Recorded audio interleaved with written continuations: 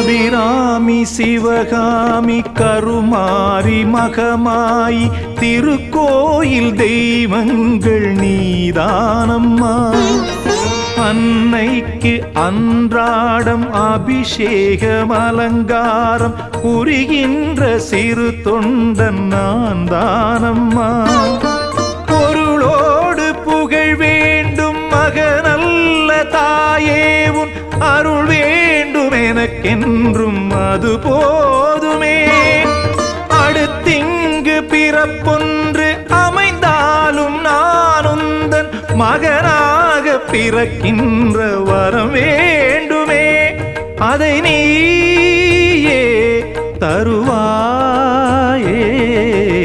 அம்மா என்றழைக்காத உயிரில்லையே, அம்மாவை வணங்காது உயர்வில்